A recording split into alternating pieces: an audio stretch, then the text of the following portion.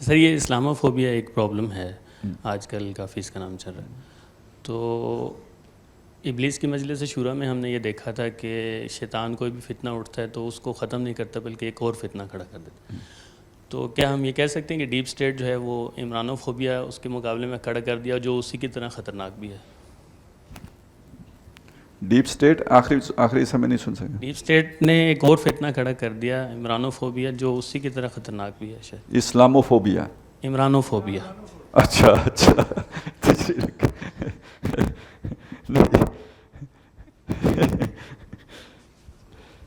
تو خیر نہیں، آپ کیا سمجھتے ہیں کہیں دنیا میں عمرانو فوبیا ہے؟ پاکستان میں ہے؟ اچھا، میں رمضان میں مصروف ہوں، مجھے نہیں ملا کہیں ویسے. تو بہرحال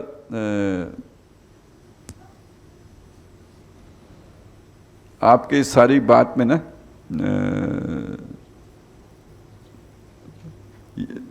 تمثیلاً تو چلے ہو سکتی ہے بات، لیکن یہ کہ واقعات مجھے نہیں لگتا ایسا کہ کوئی عمرانو فوبیا والی بات ہے.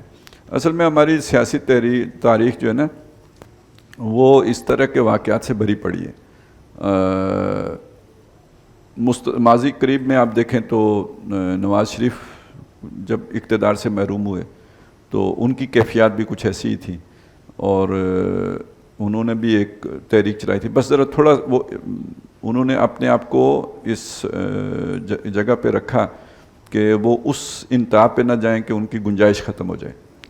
اگرچہ کہ جب وہ معاملہ ہوا تھا تو اس کے بعد ان کی گنجائش سسٹم میں نظر نہیں آتی تھی، لیکن پھر بھی انہوں نے اپنے آپ کو ڈسپلن رکھا، انتہا پہ نہیں گئے اور وہ گنجائش نکل آئی. اور ہمیشہ ہمارے ملک کی سیاسی تاریخ میں ایسا ہی ہوتا ہے. کم از کم پچھلے 40 سال اگر آپ دیکھیں یا کم 35 سال دیکھ لیں، 32 سال دیکھ لیں، 32-34 سال دیکھیں 88 کے بعد، تو مختلف حکومتیں آئی ہیں اور مختلف حکومتیں گئی ہیں، اور جو گئے ہیں وہ واپس آئے ہیں. یہ ہوتا رہا ہے. تو اس میں خان صاحب ذرا تھوڑا اوور ری ایکٹ کر رہے ہیں، اور یہ جتنا اوور ری ایکٹ کریں گے آئندہ ان کے لیے اتنی گنجائش ختم نہیں رہے گی. اس کو ذرا تھوڑا وہ حدود میں رہتے، حالات بدل جاتے ہیں. اس لیے کہ یہاں پہ پہلی بات یہ سمجھ لیں کہ نظام صحیح نہیں ہے. نظام صحیح نہ ہونے کی وجہ سے وہ جو ضیاء الحق نے کہا تھا آوے کا آوا ہی بگڑا ہوا ہے. تو جو بندہ بھی آتا ہے جتنے خلوص و اخلاص سے بھی ہو، اگرچہ کہ ہم نہیں جانتے کہ کوئی خلوص سے بھی آیا ہوگا، لیکن بالفرض اگر کوئی خلوص سے بھی آیا ہو تو وہ پرفارم کر نہیں سکتا تو 2 سالوں 3 سالوں میں وہ ہو جاتا ہے، غیر مقبول ہو جاتا ہے. تو دوسری طرف گیون سٹف آپ کے پاس تھوڑا ہوتا ہے تو اسی میں عدل بدل کرنا پڑتا ہے، کیونکہ اگر سارے ہی ریجیکٹڈ ہو جائیں تو پھر لے کے کس کو آئیں گے. تو یہ ایک نظام اسی طرح چلایا جاتا ہے کہ کبھی سویلین کبھی خاکی، اس سے فرق کوئی نہیں پڑتا، پیچھے اندر کھانے کھاتا ایک ہی ہوتا ہے. تو تھوڑا کچھ لوگوں کے سامنے یہ بھی ہو گیا، وہ بھی ہو گیا، جی یہ احتساب ہو گیا، یہ اکاؤنٹیبلٹی ہو گئی. تو پھر کچھ عرصے کے بعد دھو دا کے اس کو صاف صوف کر کے پھر تازہ کر کے، تو وہ جو بندہ ریجیکٹ ہو جاتا ہے وہ اسے پھر عوام قبول کرنے کے لیے تیار ہو جاتی ہے.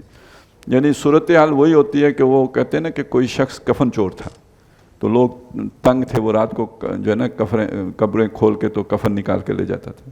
وہ مر گیا تو لوگوں نے شکر کیا. اب اس کے بعد پتہ چلا کہ نہ صرف کوئی کفن بھی لے جاتا ہے بلکہ مردے کی بے حرمتی بھی کر جاتا ہے. تو لوگوں نے کہا یار وہ پرانے والا کفن چوری اچھا تھا. تو اب جب کوئی نیا آتا ہے تو اس کی حرکتیں دیکھ کے لوگ پھر کہتے ہیں یار وہ پرانا ہی ٹھیک تھا، پھر وہ پرانا آ جاتا ہے. یہ سردی گرمی والا چکر ہے. سردیوں میں ہمیں گرمیاں اچھی لگتی ہیں، گرمیوں میں ہمیں سردیاں اچھی لگتی ہیں. تو اسی طرح یہ نظام مملکت ہمارا چل رہا ہے. اب یہ والی بات کہ بھئی ایک بندہ پورے اس پروسیس کو سمجھ جاتا ہے تو جب اس پہ سردیاں آتی ہیں تو وہ کمبل اوڑھ کے لیٹ جاتا ہے، تو گرمیوں میں پھر اٹھ کے چل پڑتا ہے. پھر دیکھیں نا کوئی نہ کوئی لندن پلین بنتا ہے تو وہ واپس آ جاتا ہے. لیکن جو سردیوں میں کپڑے اتار کے نکل جائے اسے نمونیا ہونے کا خطرہ ہے. بس اتنی ساری بات ہے. تو یہ آپ کے نظام کی حقیقت ہے. سبحان اللہ والحمد للہ.